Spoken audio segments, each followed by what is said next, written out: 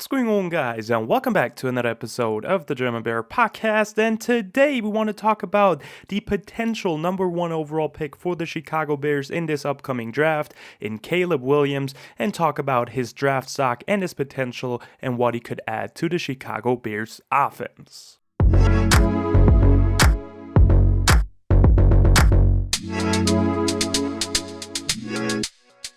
And this today is not a video deciding about what the Chicago Bears should do in this upcoming draft, if they should draft Caleb Williams, if they should stick with Justin Fields.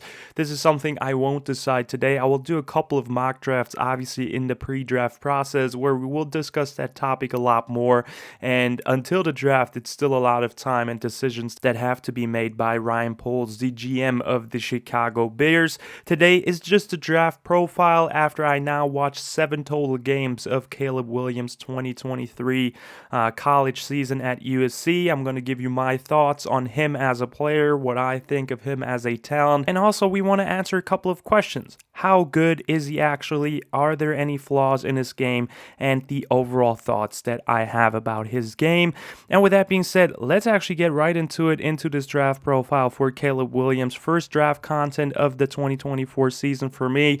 I was ill for the last couple of weeks now, for the last 2 weeks, and I'm still not feeling too great, but today I'm feeling okay enough to do a video, and I'm excited to talk draft Caleb Williams. Very excited. Let's get into the pros.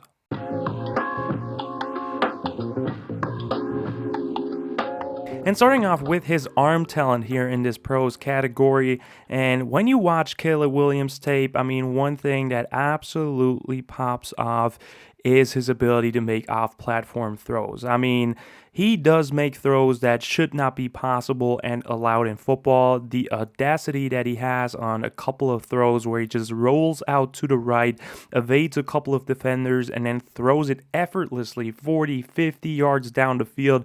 Perfect accuracy, a kind of a cross-body throw off platform while he's jumping in the air with perfect placement. I mean, those are plays that should not be possible by a quarterback, but Caleb Williams makes it just look like it's an every down play for him, and that's just some special stuff that you do not see every single play in college football, especially not by the quarterback position by many players. So that's one special aspect, obviously, that stands out and that everybody is aware of, but that's not the only thing that stands out with his arm talent specifically. First of all, he showed the ability on tape to throw from different arm slots. In order to be successful and have a higher completion percentage in the NFL as well as in college, you need to be able to have different arm slots and throw from different arm slots, and he definitely showed that. There was one specific example where they ran a screen. I think it was against Oregon, which was, in my opinion, one of his best games against high competition, and on that play, he did right the handoff, which is super difficult to get the ball out fast afterwards, because in order for the screen to be successful, he has to fire the ball out quickly, and what he does on that play is he rights the handoff, sells it well as a fake. It sucks the linebackers up to the line of scrimmage, which creates some space here. That's the first excellent job by him of executing that play, and then he throws that ball so effortlessly with a lower arm slot and just zips it out there. You see the wrist action on his arm. It's absolutely phenomenal, and gets the ball there within milliseconds, which is the actual reason why this play could be successful. Now, his teammates, as so often in 2023, were not good and did mess up that play, but it was great to see from Caleb Williams that he was able to just, even on screenplays, show the ability to get the ball out quickly. That's something Justin Fields, in comparison, definitely struggled at in his NFL career so far with the Bears. And I'm not comparing to both players here, don't get me wrong, but just stating that right here. And then also his deep accuracy. He has one of the better deep accuracies in the entire draft class this year. A lot of plays where he threw the ball up to Brendan Rice on fade routes, and he's an excellent receiver for that too, but you really could see anticipation on those throws, put up some beautiful balls, and he really releases that ball early and puts some air under it to make sure that receivers have space to work under it. And then the anticipation overall, not only on deep balls, also on some crossers or shorter routes, he really can layer those balls and put them in with good timing. Then for his intelligence, which is probably even more important for the NFL level, right? He definitely showed the ability to recognize pre-snap coverage and then also post-snap confirming it. He showed the ability to manipulate safeties, just leading them away with his eyes to creating one-on-ones on those fade routes to Brendan Rice. That's also very important on the quarterback position, obviously. Then he also at times definitely took what the defense was giving him. He was playing with leverage on those plays. Look what pre-coverage or pre-snap the coverage was giving him. Is it man-to-man? Is it zone coverage? Are they playing off 10 yards? Can I just take a quick little dump off? He was definitely able to show that ability on tape too. And then something that I think is a big pro for him too is throwaways. He did get sacked a couple of times, but he also showed the ability to throw the ball away and avoiding sacks. This is something that you definitely need as a quarterback and playing smart with the ball. To just avoid losing yards, and he did that a couple of times, so that was pretty good to see that on tape as well. And then lastly, for the intelligence, he definitely gets through his reads well. There's a couple of occasions where he gets to his fourth read and then still dumps it off to his running back as the check down because nothing is open down the field. There's cases where he gets to his third read and then the fourth read is open, so he fires in there. So he gets through his progressions on a consistent base, which is obviously very important for the NFL level too. So he's a very mature player from an intelligence standpoint, and I really loved what he showcased there. And then for his footwork, also big pro and con. Also, we'll talk about that in the cons too. But as the pros, I mean, he's still very smooth and under control when he drops back. He really senses pressure well. Like, it doesn't matter if it's front side or back side from the blind side. He does sense the pressure and steps up in the pocket. There's multiple occasions where he's able to drop back, step up from the pressure from the edges, back into the pocket. Very smooth movements, no heel clicking, very strong base, and then still keeps his eyes down the field and fires for a wide open receiver. And that's something you obviously love to see. And then for a couple of more pros, his running ability, that's something you could definitely point out to. I mean, he's a very good athlete. He's not as fast as a Lamar Jackson or Justin Fields, but he's a good athlete, and he did a great job on read options or triple options. USC love to run triple options with their tight end, and he did a great job of operating those. Some incredible runs overall where he spun out of a tackle or just made people miss and got some extra yards. Lots of rushing touchdowns that he was able to get as well, and he definitely displayed some type of a dual threat ability. Now, do you want to run with him on every single play? I think not. That's not what he is supposed to be, and his arm talent is way too good for it. But you can definitely use it as a weapon in an offense, and it's something that will be underrated and something an offensive coordinator could definitely work with. And then lastly, leadership. I know a lot of people do criticize his character and whatever, but for me, what I have seen on tape and also what some people, ex-teammates, coaches said about him, it's everything very positive.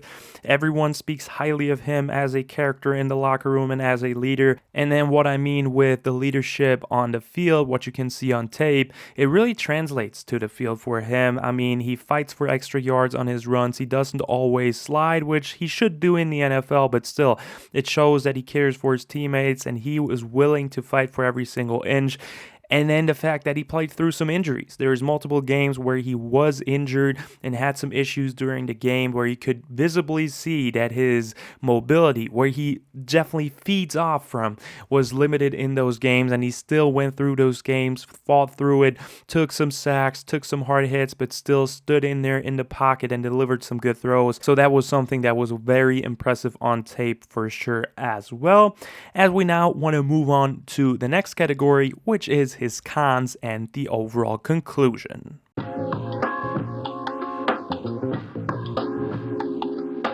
And starting off with the cons, Caleb Williams, we asked ourselves in the beginning, is he a flawless prospect? Does he have any flaws? And yes, he definitely does have flaws, and he's not a perfect prospect like so many people thought before the 2023 season.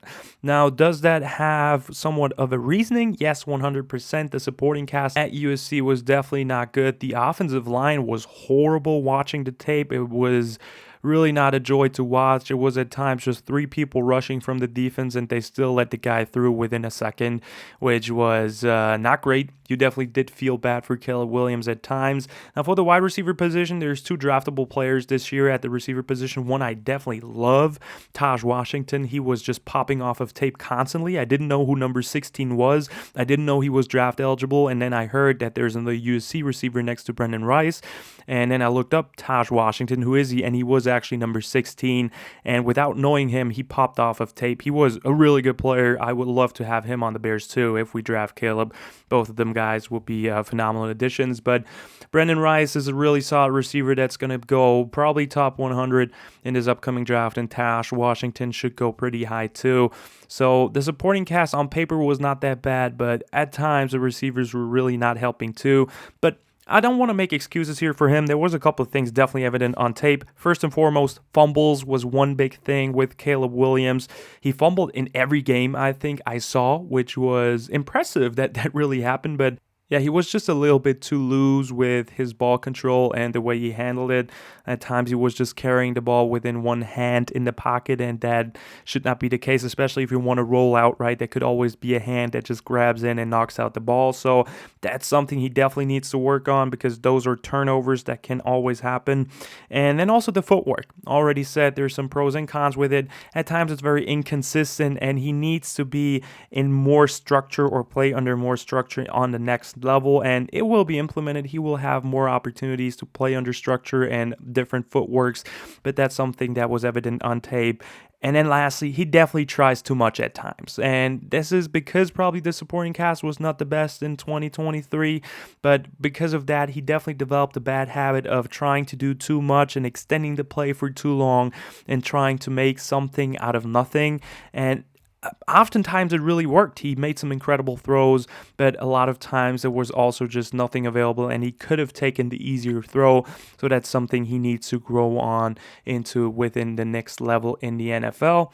But with that being said, getting to the overall thoughts for Caleb Williams as a talent, as a prospect for the Chicago Bears. Obviously, there's the big debate if he should go number 1 overall. And honestly, for me personally, he's definitely the best player in this upcoming draft. He would have been the first quarterback taken in last year's draft too, over CJ Stroud and Bryce Young.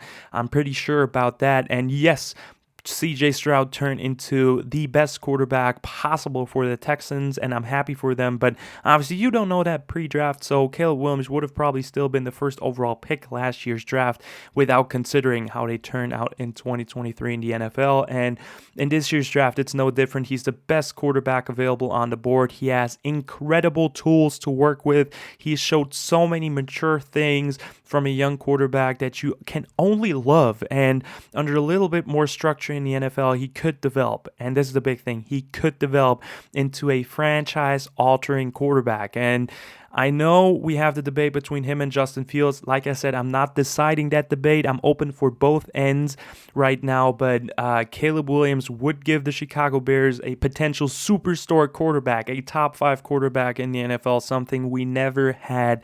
So this is obviously intriguing and something Ryan Poles will deeply consider. And for me, just Caleb Williams, it was such a joy to watch this tape. He's such a talented player, such a great player, really. And his tape is just a joy to watch, even though his offense overall struggled at times.